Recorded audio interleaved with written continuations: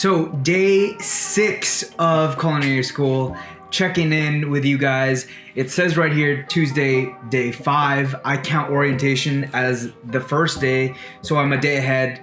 This is a day 6 check-in, day 5 on the board, so depending on what you look at it. So I'm calling it day 6. This is just how mentally I'm keeping track of things. So today was all eggs. It was an exciting day, an exceptional day. I was exceptionally excited. So yeah, a lot of egg puns, a lot of egg recipes and practices. We started off with serve safe and then went into knife cuts. So this session we worked on Macedon, which is a quarter of an inch cut. So close to what I have here. Still working on my cuts. I took some time this weekend to practice. Brought home some more potatoes. Bought a sack of potatoes from Costco. And so I'm just practicing those cuts. But the intention here is that it's a quarter of an inch cube. So quarter of an inch.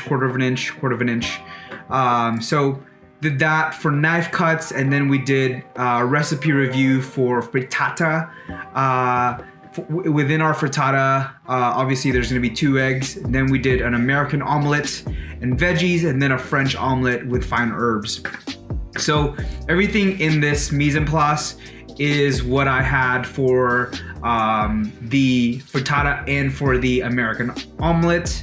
I also have some herbs here. I have some Italian flat leaf parsley, some, I forget which other herbs.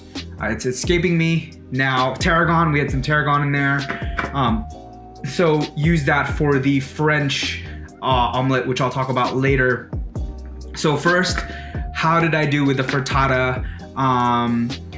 This was my result. So I pretty much overcooked this thing, got roasted by chef as I deserve. This thing was, I came into this thing like, the frittata, I can't fuck up the frittata because that's the easiest, and I fucked up the easiest dish. So definitely coming in there hot and not doing so well. I also made the mistake of adding all my potatoes in the frittata. I was supposed to divide it between the frittata and the American omelet. So the mistake here was just that I left it in the oven too long. I left it in the oven, went for a demo, and then came back and it was overcooked and it was done. I knew immediately that I overcooked it because it was sticking to the plate, and that's when you know it's toast. So a good frittata in an oven for 350 degrees for about 7 minutes. I left it in there more than that. So big mistake there. Also, he was looking at knife cuts. He wants to see even and uniform knife cuts. He also wants an even distribution of vegetables, which I failed to do on this. So his critique to me was, in addition to what I just said, was I'm rushing through the frittata. Make sure that I'm taking my time, making sure that I'm putting up quality dishes.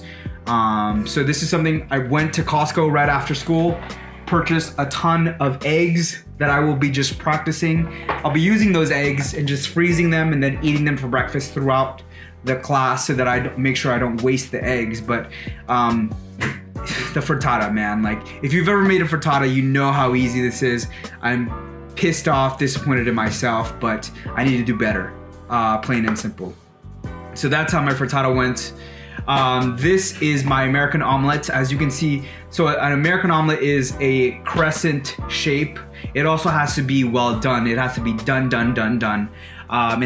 It needs to have a little bit of browning in there. Mine has no browning. It's supposed to look lighter than this brown. This is the back of that omelet, right?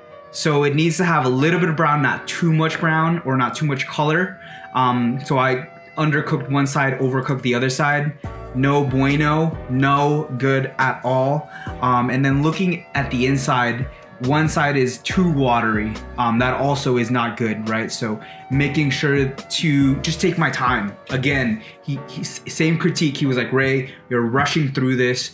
You need to give me more quality work, and you need to do better, right? So this needed some color. Just a little bit more time on the pan could have helped.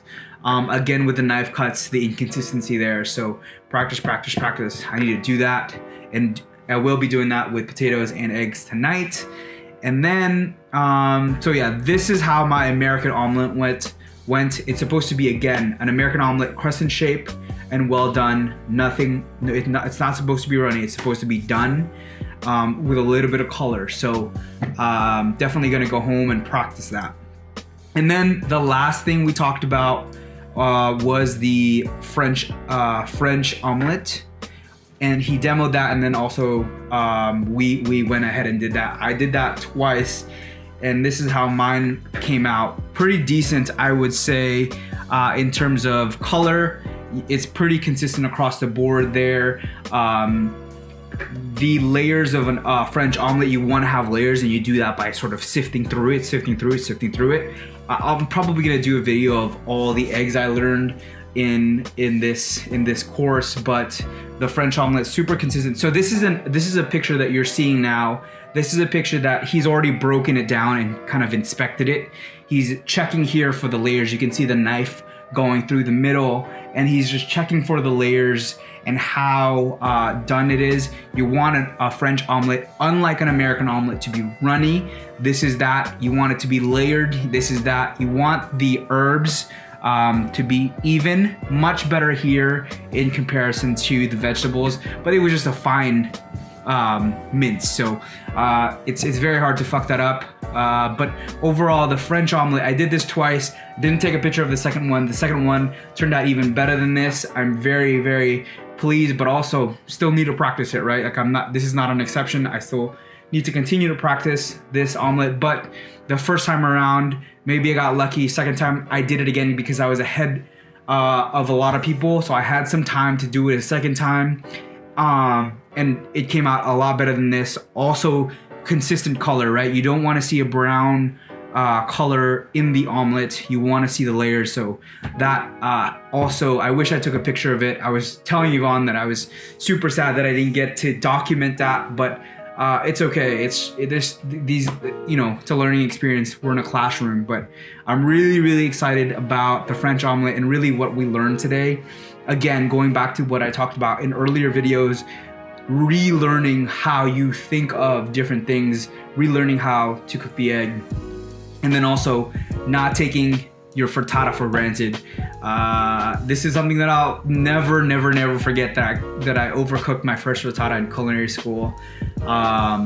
It's one of those things you want to have back, but it's definitely something you're happy that you're making these mistakes in this environment where you're supposed to be learning this. So I'm looking forward to remaking all of this tonight. That was sort of the day in and of itself. We finished, cleaned up everything. Pace is good. Communication in the kitchen was overall really good for our team. And overall, just again, still very, very happy to be where I am, to be going into school, building a foundational routine, I would say, just making sure that I have my coat, my black pants, my black socks, everything in the morning, also making coffee the night before. So everything is done the night before for the next day to make sure that my routine is set. Coffee, tea, and water for the day, and then also making sure that I'm practicing at home. So building that routine slowly, trying to get as much sleep as I can because it's super hard to come by, and just being patient with myself and at the same time really pushing myself. So patience, but also push. So it's a fine balance. But with that said, I'm gonna go ahead and contradict myself and say that balance does not exist. With that being said, I will talk to you guys tomorrow for day 7 of culinary school. Thanks, and I'll see you guys next time. Peace.